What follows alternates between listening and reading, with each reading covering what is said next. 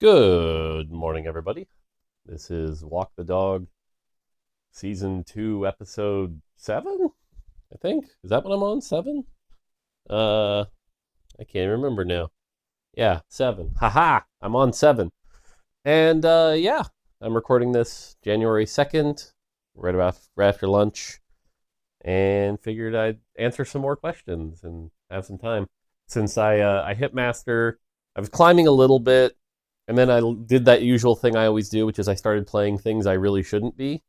Like I played Ziggs carry, I played Early Learning's Lulu carry just to see how that felt. The answer is it feels fine until stage 4. So just really trying to make sure I understood more. But, now I'm at the point where I'm like, I kind of just want to wait until next patch and think about what to do for the next patch or two and stuff like that. So, yeah. All right, let me answer some questions. The first question, not a TFT related one, but someone was asking about how, going from junior dev to senior dev, and how do you think about that, and what does that mean, and how do you approach that, and what does it take? And, it's funny. I used to think this was a really complicated question. I used to, be like the person asking the question was actually like, I know there's a lot that goes into it, like work and how you communicate with people and things like that. And all of that's true, but my boss, Peter, actually broke it down into like the most simple way. And ever since he did this, it's like, oh yeah, that just makes a ton of sense. And that your rank in terms of like junior versus normal versus senior is simply an indication of how wide your impact is and how many things you are in charge of. That's it, right? So like a junior dev, and I'll use TFT terms for this, a junior dev might implement a champion or a trait, individual parts of a set, right? Whereas a normal dev, like a mid-level, might be in charge of a set, right? Like we've had set leads who are mids. And then a senior might be in charge of like multiple sets, or the entire team working on the set, or the systems that are across multiple sets, right? This is someone like Kent who's in charge of all finalization across multiple sets. And then principal might be like, even more than that, thinking about, the team itself, team structure, communication with other departments, things like that. And so really all you have to do to think about it is the scale of your work. Now, again, scale is different than quantity. For example, when I was working on Mario vs. Donkey Kong, I made, of the first game we shipped, which had like 100 levels, I think I made like 60 of them, which is a lot of levels. But each thing is still just a level, right? It's not a complicated, multifaceted thing. So that's still junior dev work, even though I did a lot of work. And so if you're thinking about, where you should be in terms of position, think about it in that terms. Think about how wide your impact is across everything. And that's a good frame of reference for where you should be. And so if you're someone who's like running some really complicated things that affect multiple things, and you're somehow only a junior, then yeah, maybe it's time to have a conversation with your boss about how that doesn't seem correct. But if you're just doing a lot of work, but it's on exactly the same stuff you're supposed to be, that just means you're a very good junior, which nothing wrong with that. And if anything, that would be time to say, hey, boss, I would like a tougher challenge, something that has that wider impact. They always say that managers need to make sure that you create the opportunity for people to show that they can grow. And that's a good example of that. Even at Nintendo, the way I became a director at Nintendo was the previous director was out sick for 3 weeks and during a tight milestone. And so I stepped up and ran the team for that milestone, which showed everyone that, oh, wow, he can do this. And then they were comfortable letting me be a director because it was like I showed that I could do it. And again, that's the wide scope of a task. So yeah, all of this is to say that I really liked Peter's framing on this, is that really your position is just how much you like. You want to talk about people above me, right? Like the executive producer of TFT, Jeff, he's in charge of all of TFT, right? Like, not just the cosmetics and the game and everything like that, but also the team structure and like he's in charge of a lot more things, and that's why he is above me. Whereas I'm mostly focused on the game and stuff like that. And so, yeah, that's a good framing. So that would be my advice to you, is to think about it like that. And yeah, cool. All right, this next question is one that's been driving me nuts for a long time. And the question is, do you feel like the battle log is out of date? Currently, it shows damage done, damage blocked, and healing done.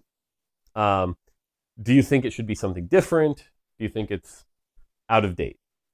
My answer to this is, not only do I think it's out of date, I think it actively does harm to the game. and not just on the like player perception side, but like our devs, me included sometimes, are guilty of using it to quantify things in a very terrible way. And again, I want to say me included. I fall victim to this, and I hate it.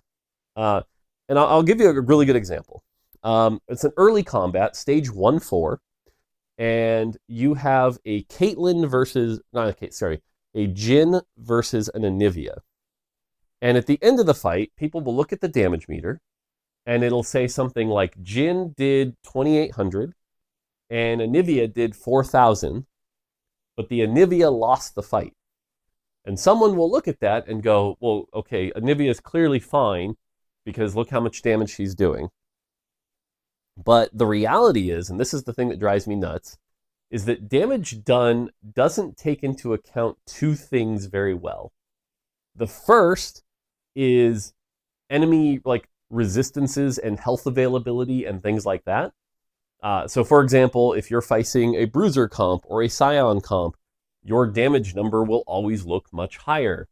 Versus if you're facing a defender comp, not that any are meta right now, your damage numbers will look lower, right? Like there's just an inherent bias of the damage you can do is relative to the amount of health that everything has on the board and defenses. So it's like, that looks bad, right? So like, imagine you have an Anivia shooting a double Dragon Clawed Leona. Your damage is going to look bad, even though Anivia might be fine. And again, all of this would be fine out of context, but everyone uses the damage meter as a sign of power, right? How many times do you see linked damage meters that people post on Reddit or Twitter or whatever, and they're like, look, I mean, I literally just did this yesterday as kind of a joke. I had the fight where my Sona outdamaged a T-Hex. And I was like, look, see, Sona's strong. But the second part, and goes back to the Anivia example, is that one of the things that I think AP has suffered from across multiple sets, especially big boom casters, is that overkill damage is shown on these meters. And I've played enough Anivia openers this set to tell you how many times it is so frustrating. Your Anivia is going to cast about 5 or 6 times in an early game fight. And every time one of her shots heads towards somebody that's at 10% health and just wastes 80% of that damage, overkilling a unit. And so again, your damage meter at the end, it says 4,000, but actually you only did about 500 effective damage, is just the worst. I had a game, and this was the game that really solidified to me how terrible Ziggs was. But I had the death cap augment, the one where it stacks up over time.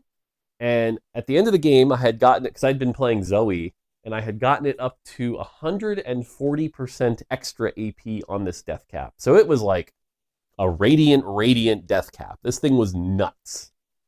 And so I had that death cap, plus a jeweled gauntlet, plus like, I think it was a blue buff. So again, this is not just like solid Biss Ziggs, but this is like Biss Ziggs with double extra radiant items on him. And I had it on a Ziggs too. And I have the clip. I can even dig it up because I sent it to Kent and Tim. And the Ziggs throws his ult, and what it does is the primary center of the ult hit an unitemized Cho'Gath and did like 4,200 damage. It was some insanely big number.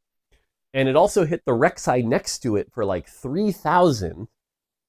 And then everything else on the board, the actual threats like Baron, because there was a Baron on the board, the Kaisa, the actual things that can kill me, it did about 700 too.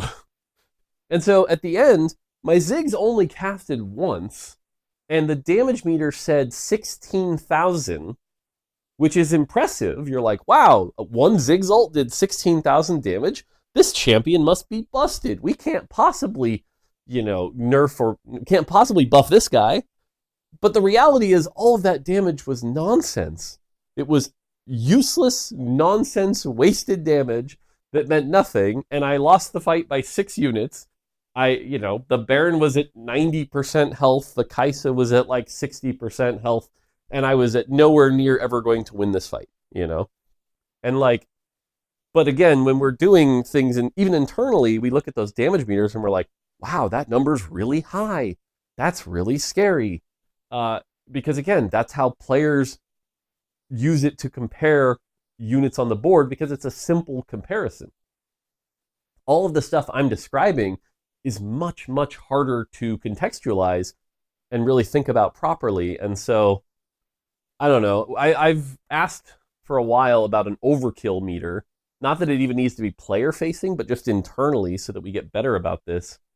But like I said, this is why I think right now a lot of the AP users are just underperforming, is because during our finalization process, we look at those meters. And again, myself included, I want to be very clear. I'm not like throwing anyone under the bus. I'm guilty of this too. It's just human nature that we perceive these numbers and we want numbers to be equal to each other, because that's the easiest way to compartmentalize and think about things. But the reality is, I think in a perfectly balanced set, AP users will inherently do more damage than a consistent flow of low amounts of damage like a Yunara, right? I mean, even T-Hex, to an example, is actually when you think about the fact that T-Hex overkills very little damage, it just shows you how nuts T-Hex is. Because T-Hex can output, 10, 11,000 damage on your army in like 10 seconds, and none of it's overkill, right? Which is ludicrous. So, yeah. So, again, your question is, do I feel like the current battle log is out of date? Yes, but I don't have a great solution other than, and someone in the comments is going to do the thing that everyone always does, which is like, well, what if you had this really cool power user version that could show overkill damage and effective meters and showed, try to overcomplicate the thing, but the reality is that the use case for that is so low. And again, we always talk about complicated UX. I don't think that's the dev side of me wants that, but the keeping TFT understandable, no. And in fact, Underlords tried to do some of this stuff with their damage meter, and it just ended up being an unreadable mess of nonsense, So there's something nice about the simplicity of your champion did 17,000 damage.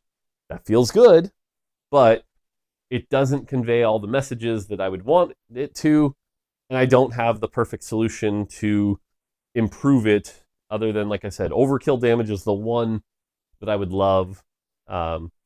There's something about pre-mitigated versus post-mitigated damage that would take bruiser, but again, all of that's just that's nerd stuff. That's not common use case. 98% of our players don't need that kind of stuff. So, cool. So that's my answer.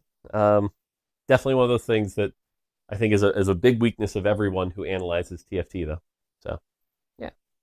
All right. Next one. What is the point of vertical classes? A lot of my talks, when I'm talking about verticals, I talk about vertical origins and things like that, but I don't really talk about the classes much.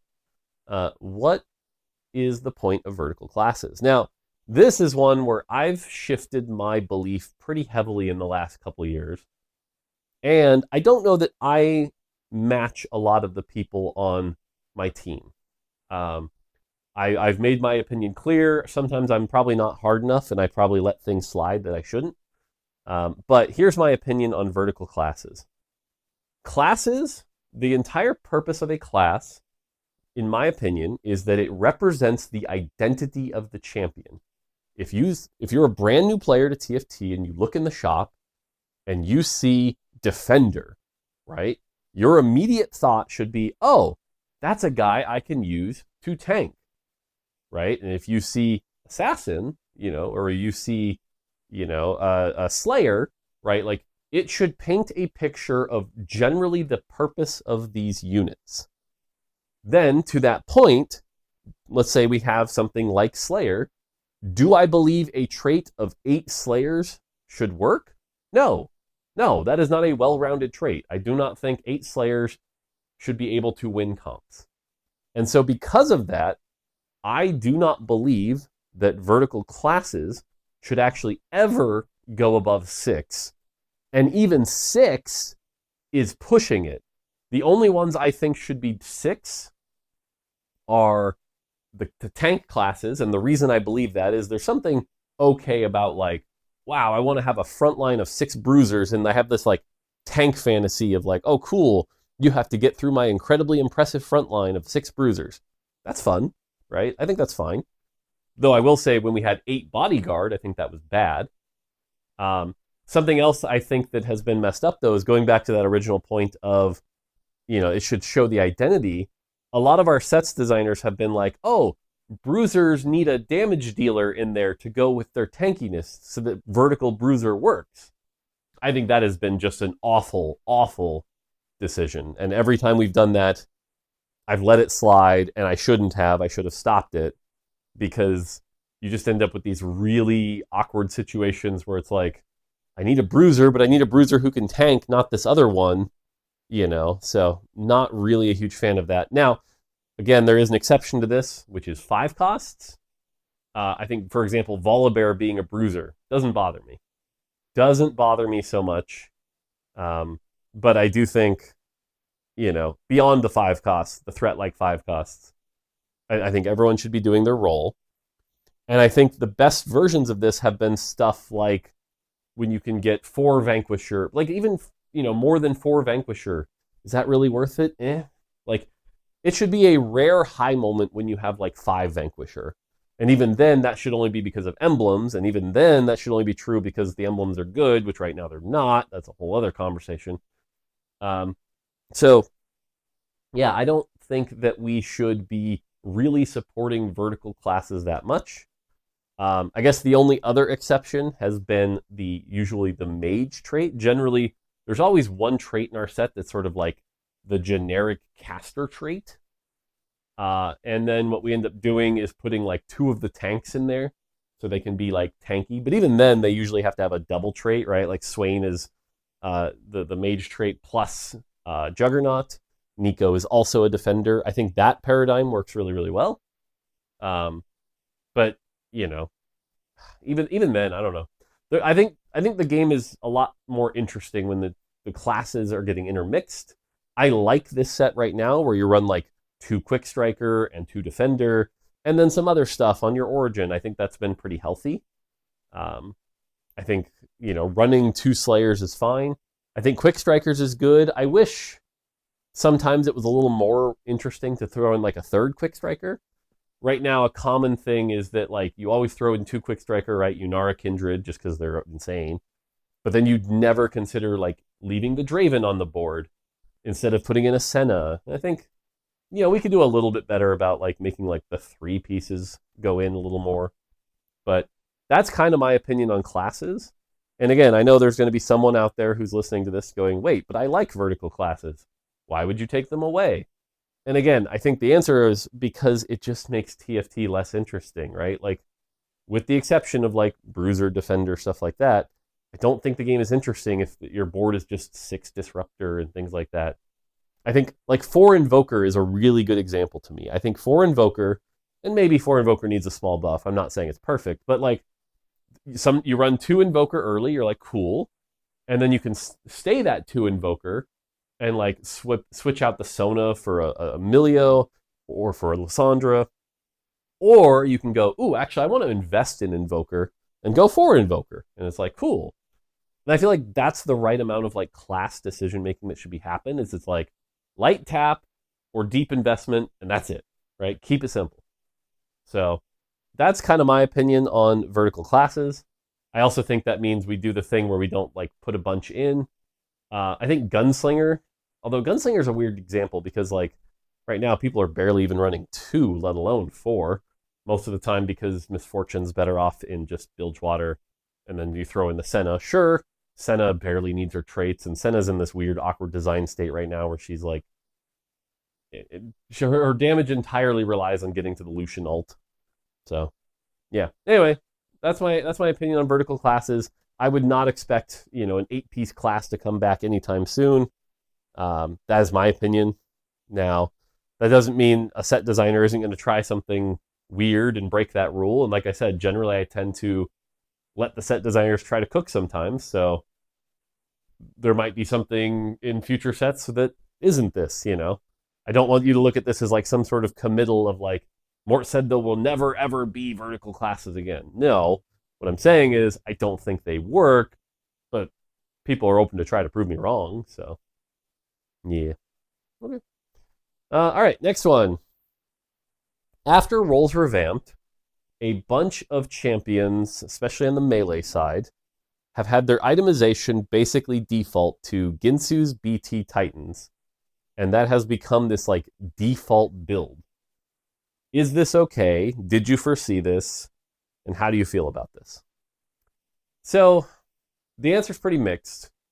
On the one hand, one of the points of the Ginsu's rework was that A, it was supposed to be less self-synergistic on itself, so you wouldn't stack 2 of them, and that B, other people could actually use it. Like one of the things we really hated about old Ginsu's was unless you had high base attack speed, you couldn't use Ginsu's, right? Like you were not putting a Ginsu's on a 0.6 attack speed champion only to watch them get like 4 stacks in the entire fight. That just wasn't possible. And so we wanted to take this popular item and let it have more uses. And so you could put it on somebody with a lower attack speed and it would ramp up. And so in that regard, that has been successful. But what I think has been unsuccessful is that melee units, like the whole point was like, hey, they're going to have, decent attack speeds and we're going to need them to attack, 3 times before. Like Darius was always the best example here. Darius was, he likes to dunk, but we don't want him to drain tank.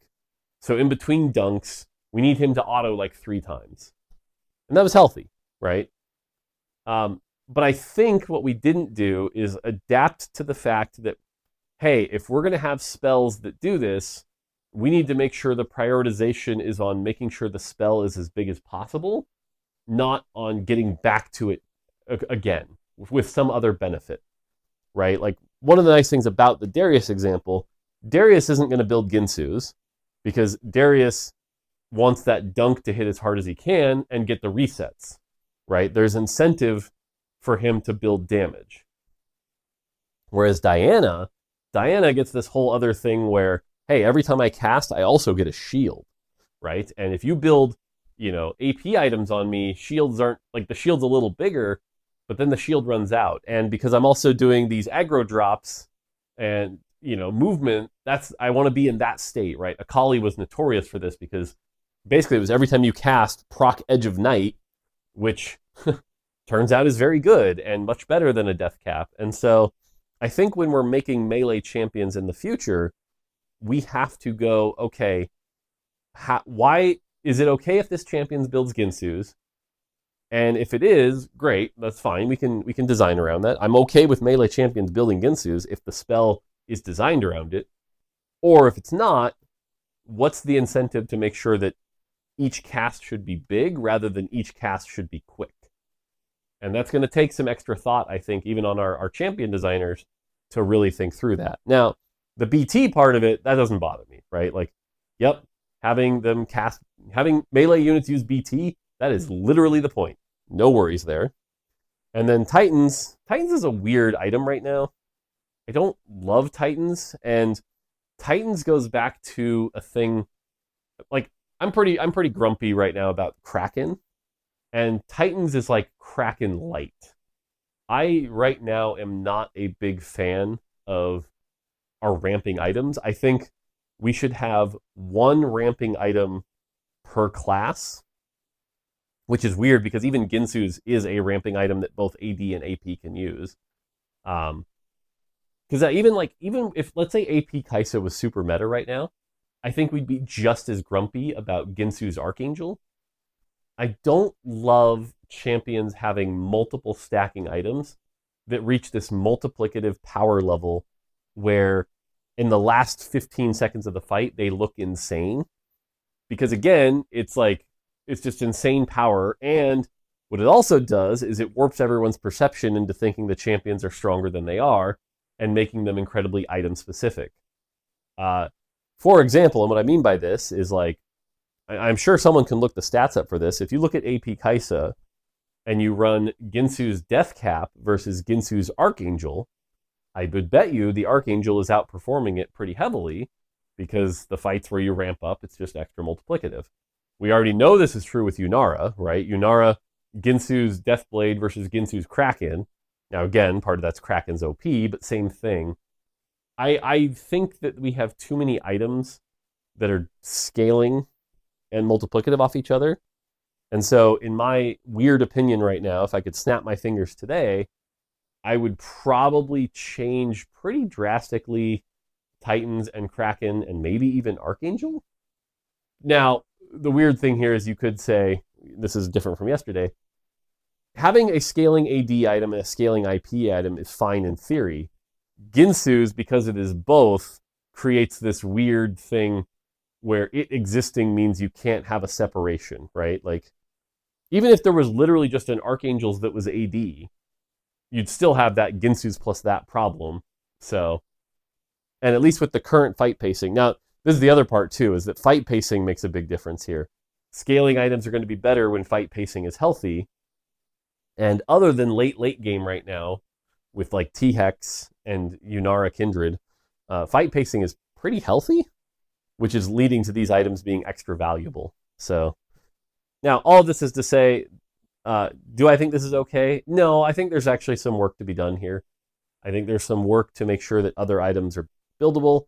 The entire point of us more homogenizing the item system was so that there would be more viable paths, so there'd be more things that you could build, and the fact that you have to have these very specific things. And I really don't love it.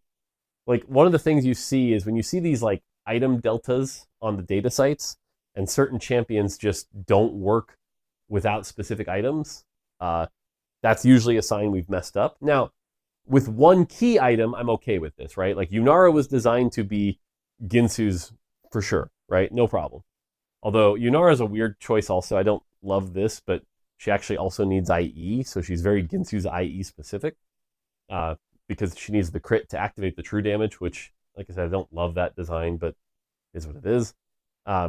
But the fact that the third item must always be, Kraken is not good, right? Sometimes that should be able to be Deathblade or Gunblade or whatever, or even Last Whisper, So, yeah. So again, after Roll's revamp, do I love it? No. I think we have to think about melee champions a little bit more, think about their interactions with Ginsu's, and then I think scaling items are a challenge right now. So that's kind of my opinion. All right, I had one more question left, which was to talk about my shelf, but this video is already 28 minutes or something, and if I start talking about my shelf, I could be here another half hour, so I'll leave that for a different time. Now that my shelf is mostly finished, I did also promise I'd finally do an office tour at some point, so maybe I should do that soon, if you guys are interested in that. I can show you the full office, because there's the shelves over here. I mean, real quick view here. Although there's the shelf that you always used to see behind the stream. And then there's Ridley. There's my computer. So, yeah, like I said, I can do a tour. And this is sitting on a little mini fridge. But, yeah. All right, anyway, that's going to do it for me. It's Friday. Pretty soon I got to get the Monday morning meta report done. And, yeah, then patch soon. So, all right, that's going to do it for me. Until next time. Take it easy.